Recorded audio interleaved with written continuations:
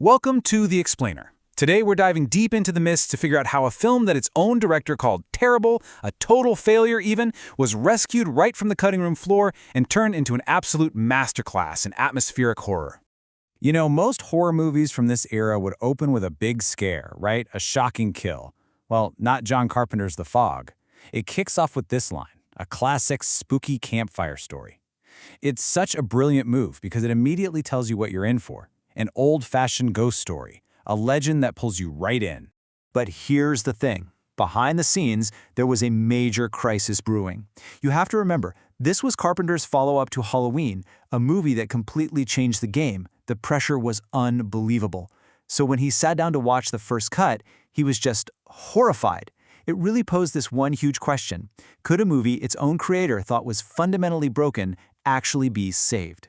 So to really appreciate the classic film we all know and love today, we first have to go back and look at the total disaster that Carpenter saw in that first screening. I mean, can you imagine? That is a soul-crushing thing for a director to admit. He was just so unhappy with that initial 80-minute rough cut. He said it felt clumsy and clunky, and it just didn't have the bite to be a worthy successor to Halloween. In his words, the whole thing was terrible. And when you break it down, the core problems were pretty clear. First off, at only 80 minutes, it was way too short for a big theatrical release. But, more importantly, it just wasn't scary. The ghost stuff was kind of vague, the atmosphere wasn't there yet, and it was seriously lacking the kind of gut-punch shocks audiences were expecting. It was just this ambiguous ghost story that didn't really deliver the goods. So what happened next was just this monumental effort. Carpenter, his producer Debra Hill, and editor Tommy Lee Wallace basically locked themselves away for a month on this frantic mission to rebuild the entire movie from the ground up. And look, these were not minor tweaks. These were massive, fundamental changes that completely re-engineered how the movie scares you. That campfire prologue we just talked about, that was added in. They inserted a huge jump scare in the morgue to jolt the middle of the film to life. They went back and shot more graphic, gory kills to keep up with the competition. And that whole incredible climax on the lighthouse roof, yeah, that was hugely expanded to make it way more intense. Now, get this, in total, about one-third of the movie see today was created in that single, frantic month of reshoots. Think about that. A full third of the film was added after the fact, which is just an incredible testament to Carpenter's brutal honesty and his skill in turning what could have been a career killer into a stone-cold classic. Okay, so the story is saved, but that's only half the battle. Let's break down the technical craft that makes the final cut so powerful, both visually and audibly. Because this, my friends, is where the real magic happens. You absolutely have to talk about the cinematographer, Dean Cundey. He was one of Carpenter's go-to guys, and he was crucial here. He shot the movie in this gorgeous anamorphic widescreen, which made a $1 million film feel absolutely huge and epic. He was aiming for this look he called smoky naturalism, and he used color to tell the story, contrasting these warm, cozy, safe interiors with the cold, creepy, otherworldly blue of the fog. And get this, he even used this little signature trick, a Cundey flare. It's a little glint of light in the actor's eyes to make sure you could always tell the living humans from the ghosts, who had nothing. And speaking of visuals, just look at this. This perfectly shows how the movie uses its locations as characters. The real Point Reyes lighthouse became Stevie Wayne's radio station, this lonely, isolated beacon that's literally the town's nightlight. It's perched out there at the edge of the world, which perfectly symbolizes how vulnerable the entire town is to this thing coming for them from the past. And of course, you can't talk about a John Carpenter movie without talking about the music. He composed it himself, as he usually did. But think about the Halloween theme, right? That driving, relentless piano. That's the sound of human evil.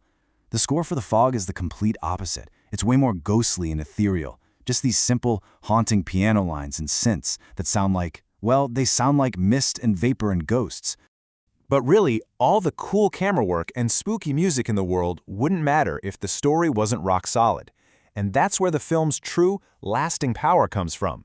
This chilling idea of a whole town being forced to pay for its sins. At its heart, The Fog is all about this concept of municipal sin. It's a fancy way of saying it's about the skeletons in a town's closet, both literally and figuratively. It's about a dark secret that refuses to stay buried and comes back to collect its debt. So here's the dirty little secret of Antonio Bay. Way back in 1880, the town's founding fathers intentionally wrecked a ship called the Elizabeth Dane. Why? Pure greed and prejudice. They wanted to steal gold from its rich owner, a man named Blake, and to stop him from setting up a leper colony nearby. And that stolen gold is what they used to build their town and their church. So exactly 100 years later, the ghosts come back for revenge. And this is why it matters so much. The entire community is guilty, because their whole way of life, their prosperity, it's all built on the foundation of that one horrible crime. So, the movie's a box office hit, but the story isn't over yet. Because its journey with the critics, from getting a pretty mixed reception to becoming this beloved classic, is almost as interesting as how it was made. At first, a lot of critics just didn't get it. They found it disappointing after the raw terror of Halloween. Siskel and Ebert famously gave it a no. But over time, the very things they didn't like are what people have come to love. It's not a merciless slasher, it's a more restrained, old-school ghost tale. And it's earned this huge cult following for what people now call its cozy chills and its absolutely masterful atmosphere. And hey, if you ever need proof of just how brilliant the original is, just look at the 2005 remake. It's a perfect case study in what not to do. The original's gritty, practical fog was replaced with shiny, fake-looking CGI. The simple, powerful motive of revenge was swapped out for some confusing reincarnation plot. And worst of all, the creepy R-rated dread was traded for bloodless PG-13 jump scares. It just goes to show you can't fake atmosphere, no matter how much money you throw at it. So in the end, The Fog is this amazing triumph of creative rescue. It's a testament to a director who was brave enough to admit his own work wasn't good enough, and then did the hard work to fix it. And more than that, it's just timeless proof that pure atmosphere will always be scary. Which really makes you wonder, what other cinematic gems are out there just waiting in the mist for us to rediscover them?